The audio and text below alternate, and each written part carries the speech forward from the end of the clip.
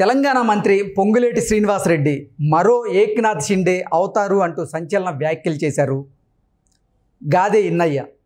ఈ నేపథ్యంలో ఆయన వ్యాఖ్యల వెనక ఆయన ఉద్దేశం ఏంటి అనే అంశానికి సంబంధించి మనతో మాట్లాడేందుకు ప్రముఖ టీడీపీ అధికార ప్రతినిధి సూర్యదేవర్ లత గారు మనతో ఉన్నారు. లత గారితో మాట్లాడదాం. లత గారు నమస్తే అండి. నమస్తే. పొంగులేటి శ్రీనివాసరెడ్డి మరో ఏక్నాథ్ షిండే అవుతారు అంటూ కూడా సంచలన వ్యాఖ్యలు చేశారు గాదే ఇన్నయ్య. ఏంటి ఆయన వ్యాఖ్యల వెనక ఆయన ఉద్దేశం ఏంటంటే ఏం చెప్తారు? అయినా అవ్వచ్చు, మనకు అనిపిస్తుంది కదా. అసలు యాక్చువల్లీ అతను ఎక్కడ నుంచి వచ్చాడు? వైసీపీ ఎమ్మెల్యేగా గెలిచాడు. గెలిచి తర్వాత ఎలక్షన్ బిఫోర్కు అంటే బీఆర్ఎస్లో ఉన్నాడు కదా. బీఆర్ఎస్ నుంచి మళ్ళా దీనికి వచ్చి తర్వాత అంటే వాళ్ళ గురువు గారు జగన్మోహన్ రెడ్డి గురువు గారు కాబట్టి కేసీఆర్ గారు, అందుకని బీఆర్ఎస్లో కొద్ది రోజులు ఎలగబెట్టి తర్వాత నుంచి కాంగ్రెస్కి వచ్చారనమాట. వచ్చిన తర్వాత నుంచి కూడా ఆయన ఆధిపత్యం అనేది అక్కడ బాగా కనపడుతుంది, వింటున్నాం కూడా. ఎందుకంటే ఆయనతో కొంతమంది ఎమ్మెల్యేలే కానివ్వండి, ఆయనకి కావాల్సిన ఇప్పుడు వాళ్ళ తమ్ముడికి కూడా ఎంపీ సీట్ కోసం ఖమ్మం జిల్లాలో గట్టి ప్రయత్నాలు చేస్తున్నారు. సో ఖమ్మంలో కాంగ్రెస్ సీటు తెప్పించుకోవాలని. యాక్చువల్లీ ఖమ్మంలో కాంగ్రెస్ సీట్ అనేది కాంగ్రెసే కాదు, ఏ పార్టీ అయినా అక్కడ గెలవాలంటే ఒక కమ్యూనిటీ ఓట్ బ్యాంకు అక్కడ ఎక్కువ, కమ్మ కమ్యూనిటీ ఓట్ బ్యాంక్ ఎక్కువ ఉంటుంది. ఖచ్చితంగా ఆ ఓట్ మీదనే అక్కడ గెలుపోవటములు అనేది స్పష్టంగా ఉంటుంది. అయినా కూడా అంటే అక్కడ వీళ్ళకి ఇస్తే ఓడిపోద్దని తెలుసు. ఎవరికి ఇస్తే? కాంగ్రెస్కి ఇస్తే. ఎందుకంటే వాళ్ళ బ్రదర్కి ఇస్తే. ఎందుకు అసలు మొన్న జరిగినటువంటి అసెంబ్లీ ఎన్నికల్లో కాంగ్రెస్ పార్టీ ఖమ్మం జిల్లాలో గెలవడానికి కారణం పొంగులేటి శ్రీనివాసరెడ్డితో పాటుగా తుమ్మల నాగేశ్వరరావు కూడా కారణం అంటూ కూడా చాలామంది అభిప్రాయం. ఈ నేపథ్యంలో అసలు పొంగులేటి శ్రీనివాసరెడ్డి వల్లే అధిక సీట్లు గెలవగలిగామంటూ కూడా చాలామంది కాంగ్రెస్ నేతలు కూడా బాహాటంగా ముందుకొచ్చి చెప్పిన నేపథ్యంలో వాళ్ళ తమ్ముడికి ఇస్తే గెలవకపోవడానికి కారణం ఏంటి అంటే ఏం చెప్తారు? ఖచ్చితంగా ఎప్పుడు కూడా అక్కడ కమ్మా కమ్యూనిటీ ఎక్కువ కాబట్టి అపోజిషన్ వాళ్ళు ఎవరైనా సరే కమ్మా కమ్యూనిటీనే నిలబెడతారు. వాళ్ళకే అక్కడ ఓటు పడే అవకాశాలు ఉంది. సో ఇప్పుడు ఏంటంటే రేవంత్ రెడ్డి గారు ఇప్పుడు తెలుగుదేశం పోటీ చేయకపోబట్టి లాస్ట్ అసెంబ్లీ ఎలక్షన్లో ఓట్ అనేది చీలింది. సో లాస్ట్ టైం పొత్తుల్లో భాగంగా రేవంత్ రెడ్డి గారు యాక్చువల్లీ తెలుగుదేశంలో ఉండటం అదొక ప్లస్ పాయింట్ అయింది ఆయనకి. ఆ జిల్లాలో మూకుముడిగా అన్ని సీట్లు కూడా గెలవటానికి ఆస్కారం తెలుగుదేశం ఓట్ బ్యాంకే. అది ఎవరు అవునన్నా కాదన్నా ఖచ్చితమైన నిర్ణయం అయితే అదే జరిగింది. ఎందుకంటే రేవంత్ రెడ్డి గారి గతంలో పనిచేయడం ఒకటి కలిసి వచ్చింది, పొత్తుల్లో లాస్ట్ టైం పొత్తుల్లో ఉండటం అక్కడ లోకల్ క్యాడర్తో కలవటం ఒకటి పనికొచ్చింది. దీని మూలాన తుమ్మల గారు కూడా అక్కడ ఉండటం మూలాన ఇదంతా కూడా కలిసి వచ్చి మొత్తం తెలుగుదేశం ఓట్ బ్యాంక్ అంతా కాంగ్రెస్కి షిఫ్ట్ అయ్యింది. షిఫ్ట్ అవ్వబట్టే వాళ్ళకి ఎప్పుడూ కూడా గతంలో ఎప్పుడూ రానన్ని సీట్లు ఖమ్మం జిల్లాలో కట్టబెట్టారు.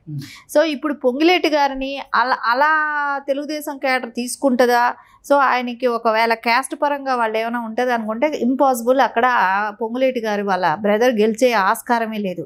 ఎందుకంటే రేపు ఎవరైనా వేరే పార్టీలు ఏవైనా కూడా బీజేపీ అయినా అవ్వచ్చు, ఎవరైనా కూడా కమ్మా కమ్యూనిటీకి అక్కడ ఇస్తారు. సో ఇచ్చినప్పుడు డెఫినెట్గా వాళ్ళే గెలుస్తారు.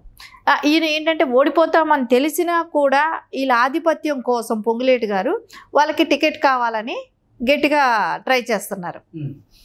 ఓడిపోతే పర్లేదు, ఏముంది, నాకు మా ఆధిపత్యం కాంగ్రెస్లో ఉండాలి, సో నేను నాకంటూ ఒక ఎమ్మెల్యే క్యాండిడేట్ నేను గెలిపించుకుంటాననే ఒక అపనమ్మకంలోనే ఉన్నాడు. నమ్మకం అయితే కూడా కాదు, ఎందుకంటే అది గెలిచే సీట్ కాదు అక్కడ ఆయన.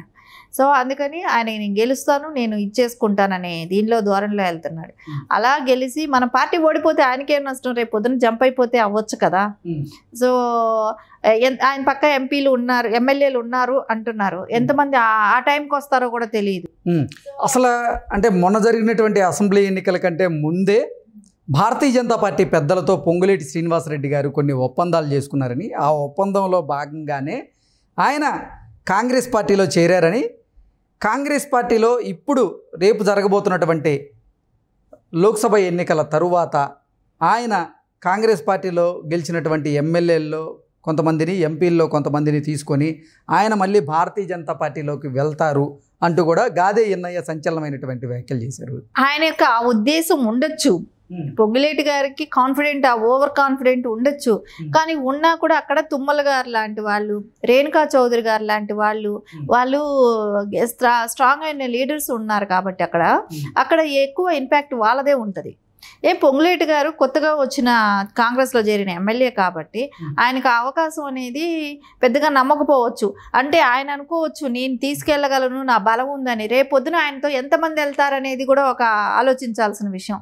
ఇంత స్ట్రాంగ్ లీడరు, ఎప్పటి నుంచో కాంగ్రెస్ నమ్ముకున్న లీడర్సే కానివ్వండి, ఇప్పుడు అధికారంలో ఉన్న పార్టీని వదులుకొని మళ్ళీ ఎక్కడో కొత్తగా అధికారం వస్తే అక్కడ మన ప్లేస్ ఎంతవరకు స్థిరంగా ఉంటుందో, బీజేపీలో మళ్ళీ ఏమడగలుగుతాం, ఇవన్నీ కూడా ఒక క్యాలిక్యులేషన్స్ ఉంటాయి. 2014లో అసలు కొత్తగా ఏర్పడిన రాష్ట్రంలో కూడా వైఎస్ఆర్సీపీ తరపున ఆయన అక్కడ ఎంపీగా గెలిచిన ఘనత ఉంది ఆయనకి.